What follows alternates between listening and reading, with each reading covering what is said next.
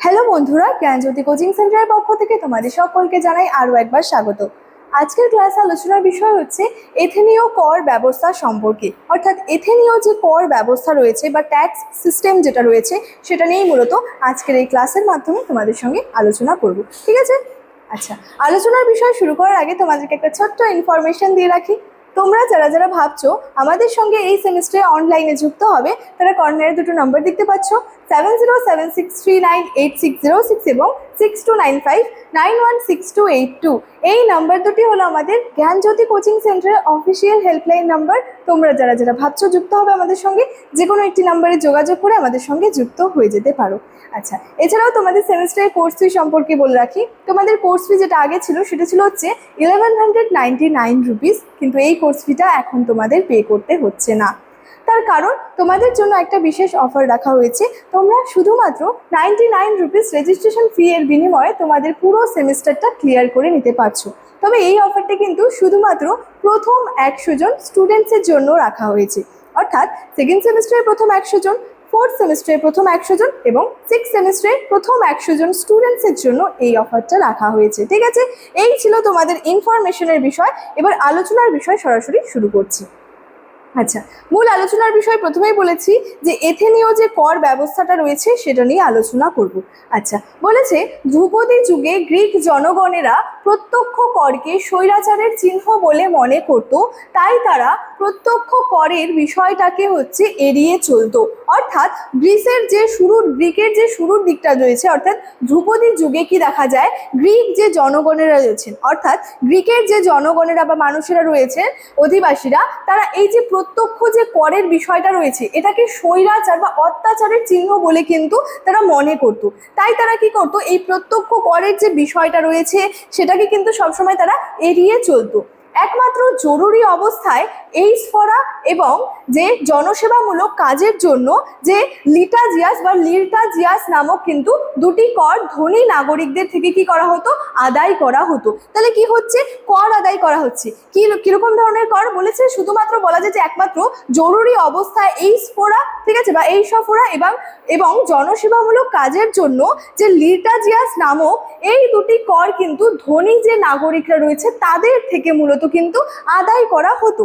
আচ্ছা, বলেছে এই স্ফরা ছিল মূলত যুদ্ধকালীন পরিস্থিতিতে সামরিক খাতে ব্যয় মেটাবার জন্য ধনী নাগরিকদের থেকে আদায় করা হতো।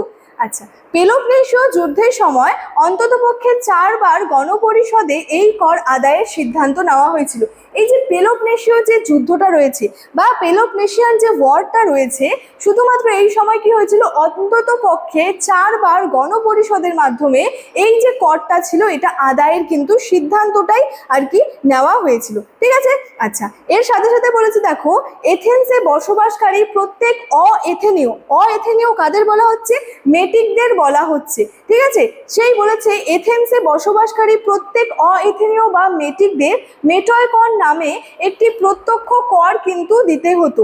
মেটিক বলতে কাদের বোঝানো হয় বলতো, মেটিক বলতে যারা এথেনীয় নয়, অর্থাৎ যারা অএথেনীয়, অর্থাৎ যে এথেন্সে বসবাসকারী যে সমস্ত বিদেশিরা রয়েছেন, ঠিক আছে, তারা যারা মূলত আর কি এথেন্সে 1 মাস বা তার অন্ততপক্ষে 1 মাস বা তার বেশি বসবাস করে, তাদেরকে কিন্তু মূলত মেটিক হিসেবে গণ্য করা হয় বা তারাই মূলত মেটিক নামে পরিচিত। ঠিক আছে, তো সেই এথেন্সে বসবাসকারী প্রত্যেক মেটিকদের কি করা হচ্ছে, মেটয়কর নামক একটা কর দিতে কিন্তু হয়। ঠিক আছে? আচ্ছা, প্রত্যেক পুরুষ মেটিককে প্রতি মাসে 1 দ্রাকমা ও নারীকে 1 দ্রাকমা অর্ধেক কর কিন্তু দিতে হতো। তাহলে প্রত্যেক পুরুষকেও এই করটা দিতে হতো, প্রত্যেক নারীকেও কিন্তু এই করটা দিতে হতো। প্রত্যেক পুরুষ মেটিককে প্রতি মাসে 1 দ্রাকমা ও নারীকে নারীকে যে 1 দ্রাকমা অর্ধেক করটা কিন্তু দিতে হতো। আচ্ছা, ঐতিহাসিক ফিনলের মতে আর্থিক বিচারে যথাসামান্য হলেও মানসিক বিচারে এই করের কিন্তু যথেষ্ট গুরুত্বপূর্ণ ছিল। আচ্ছা, কারণ বলেছে এই করের মধ্যে দিয়েই কি হচ্ছে, এথেনীয় রাষ্ট্রে কারা নাগরিক এবং কারা নাগরিক নয় এই শ্রেণীবিন্যাসটা কিন্তু বোঝা যেত। অর্থাৎ ঐতিহাসিক ফ্রিনল কি বলেছেন, আর্থিক বিচারের কথা সামান্য হলেও সেখানে মানসিক বিচারের জন্য এই করের কি যথেষ্ট কিন্তু গুরুত্ব ছিল। কেন এই করের গুরুত্ব ছিল?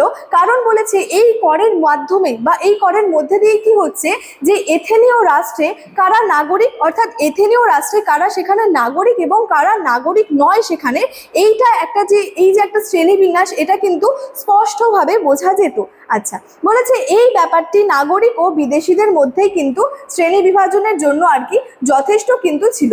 ঠিক আছে। আচ্ছা, এছাড়াও বলা যায় যে দেখো বলেছে এই দুটি প্রত্যক্ষ কর বাদ দিয়ে এথেনীয় রাষ্ট্রে আয়টা যেটা রয়েছে, এথেনীয় রাষ্ট্রের যে আয়টা রয়েছে সেটা কিন্তু বিভিন্নভাবে সংগঠিত হতো। শুধুমাত্র যে এই দুটি করের মাধ্যমে এথেনীয় রাষ্ট্রের আয়টা সংগঠিত হতো সেটা কিন্তু না, এই দুটি কর বাদ দিয়েও এথেনীয় রাষ্ট্রে আয় যেটা হতো সেটা বিভিন্নভাবে সংগঠিত হতো। যেমন রাষ্ট্রীয় সম্পত্তি, আদালতের ফি ও জরিমানা, বন্দর কর, বিক্রয় কর প্রভৃতি কর কিন্তু আদায় করা হতো। ঠিক আছে, এথেনীয় রাষ্ট্রে। এছাড়াও বলেছে বাণিজ্য এথেন্সকে অর্থনৈতিক দিক দিয়ে ক্রমশ ধনী করে তুলেছিল। অর্থাৎ বাণিজ্যের ক্ষেত্রে এথেন্স কিন্তু অনেকটা, বাণিজ্যের দিক থেকে যদি দেখা যায় সেক্ষেত্রেও কিন্তু এথেন্সের অর্থনৈতিক দিক থেকে ক্রমশ সে কিন্তু ধনী হয়েছিল।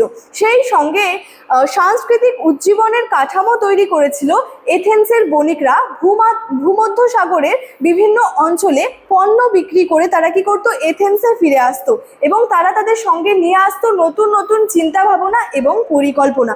অর্থাৎ এথেন্সের এই যে মানে সংস্কৃতির সঙ্গে আমরা কি দেখতে পাবো, উজ্জীবনের কাঠামো তৈরি করেছিল এথেন্সের বণিকরা। তারা কি করেছিল, ভূমধ্য সাগরের বিভিন্ন অঞ্চলে এথেন্সের বণিকরা পণ্য বিক্রি করে এথেন্সে ফিরে আসতো। শুধুমাত্র পণ্য বিক্রি করে এথেন্সে ফিরে আসার সঙ্গে সেটা তো আসতোই, তার সাথে সাথে তারা কি নিয়ে আসতো, কোন বিষয়টা নিয়ে আসতো, তারা নিয়ে আসতো হচ্ছে নতুন নতুন চিন্তা ভাবনা।